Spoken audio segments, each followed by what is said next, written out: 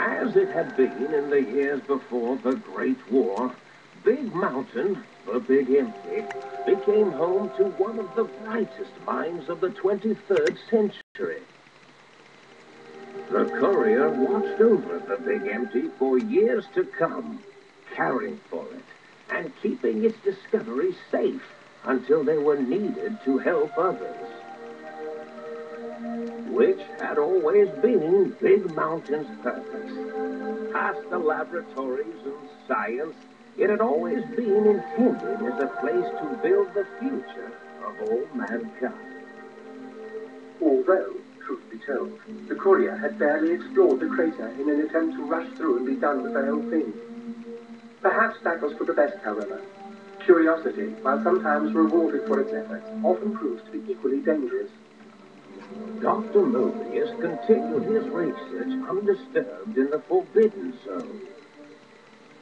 As much as he had attempted to create better scorpions, he tried the same with humanity, with considerably less success. These failures didn't bother him overmuch. Once the rush of mentats wore off, he forgot he had failed in any event. After all, the bright young mind who had come to visit him in the Forbidden Zone had already exceeded his expectations. The sink was strangely silent, which it had never been in previous years. The lack of personality modules made the base lifeless and sterile. As the courier ran through the X8 facility multiple times, the computers analyzed the test subject's movements. Rather than performing a superficial observation, they realized the subject barely knew what communism was, or even what a high school was. This confused them for a time, until the facility finally realized that its research had succeeded. So it let its cyber dogs out into the wastes to help protect small communities from physical aggression rather than communist propaganda. The infiltration program in X-13 felt spent, having repeatedly upgraded the stealth suit until it could upgrade it no more. It felt warm, fulfilled, and a bit sluggish. It realized not long after the stealth suit had left it without so much as a note on the nightstand. So the infiltration program sent out robo-brains into the wastes, looking for its wayward technology. It eventually found Retcon HQ and set up a new research center, testing and murdering fiends to get breaking into the facility. The courier, organs intact, continued onwards, a little less heavy of step, but with all the organs in the right places, as they should be.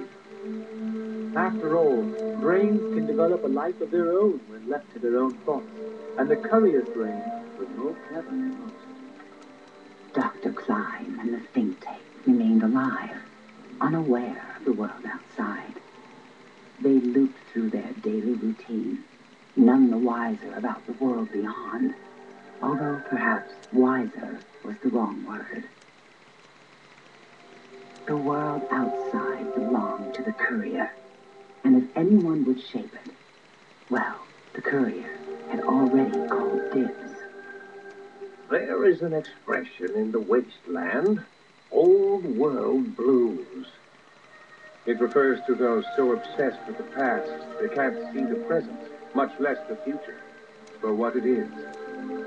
They stare into the what was, eyes like pilot lights, guttering and spent, as the realities of their world continue on around them. Science is a long, steady progression into the future. What may seem a sudden event often isn't felt for years, even centuries to come. In the times following the Second Battle of Hoover Dam, however, old world blues took on a new meaning. Where once it was viewed as a form of sadness, nostalgia, it became an expression describing the potential for the future.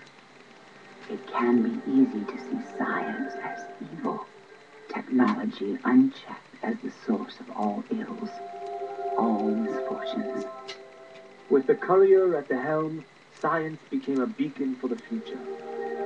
There was old world blues and new world hope, and hope ruled the day at Big Mountain. We could say more, but the stories in the Big Empty speak for themselves. Now armed with the transported Ponder, the courier could return to the dome at any time and crack open the secrets of the Big Empty one by one. The Sphinx sat vigilant, waiting for its master to return, shoes covered in Mojave dust. Only one road yet remained, and it was one the courier had to walk alone.